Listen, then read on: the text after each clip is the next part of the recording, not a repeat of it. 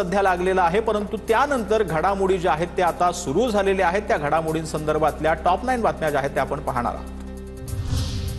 मुंबई जनतेने भाजपला पहिल्यांदा विक्रमी जागा दिल्या। मुंबईत काँग्रेस 4थ्या 5व्या स्थानी, महाराष्ट्रात काँग्रेस पूर्णपणे संपलेली आहे। पंतप्रधान मोदींच्या आसाममधल्या काझीरंगामध्ये भाषणादरम्यान काँग्रेसवर त्यांनी टीका केली आहे।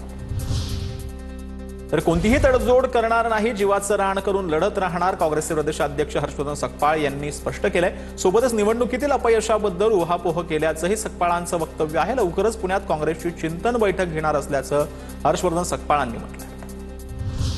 कल्याण डोंबिवलीमध्ये महापौर पदासाठी फोडाफोडीचं राजकारण सुरू। ठाकरे गटातील 3 नगरसेवक फोडण्याचा हालचाली। खासदार श्रीकांत शिंदेंची मथुर म्हात्रे यांनी घेतली भेट, तर कीर्ती ढोणे आणि रेश्मा शिंदे शिवसेनेच्या संपर्कात असल्याची माहिती। महापौर पदासाठी 62चं संख्याबळ आवश्यक।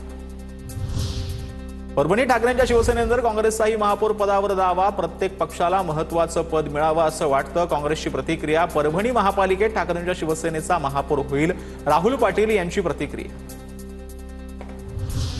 चंद्रपूर मनपा निवडणुकीमध्ये महापौर पदासाठी काँग्रेसमध्ये अंतर्गत कुरघोड्या। विजय वडेट्टीवारांच्या गटाचे 15 नगरसेवक अज्ञातस्थळी रवाना। प्रतिभा धानोरकरांकडून देखील 12 नगरसेवकांसाठी वेगळी व्यवस्था।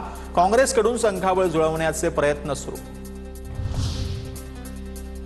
महापालिका निकालानंतर ठाकरे बंधूंची फोनवरून चर्चा। संजय राऊतांची माहिती, पडद्यामागून बऱ्याच हालचाली सुरू। भाजपचा महापौर होऊ नये, सर्वांची भावना, राऊतांची माहिती। भ्रष्ट पैशावर भाजपनं मुंबई अदानीच्या घशात घातली। पालिका निकालांवरून सामनातून भाजपवर निशाणा। निवडणुका संपल्या, खरं राजकारण पुढे घडणार आहे। सामनाच्या रोखठोकमधून महायुतीवर टीका। महापालिकेतील हा पराभव वेदनादायक आहे, पण तो अंतिम नाही। सोलापूर महापालिकेतील दारुण पराभवानंतर काँग्रेसच्या खासदार प्रणिती शिंदेंचं काँग्रेस कार्यकर्त्यांना भावनिक पत्र। अजित पवारांच्या राष्ट्रवादीच्या रुपाली ठोंबरेंकडून मुंबई उच्च न्यायालयात याचिका दाखल करण्यात येणार आहे। पुणे महापालिकेच्या प्रभाग 25 मधील निकालाला त्यांनी विरोध केलाय। मतमोजणी दरम्यान ईव्हीएम मशीन बदलण्यात आल्याचा त्यांनी आरोप केलेला आहे।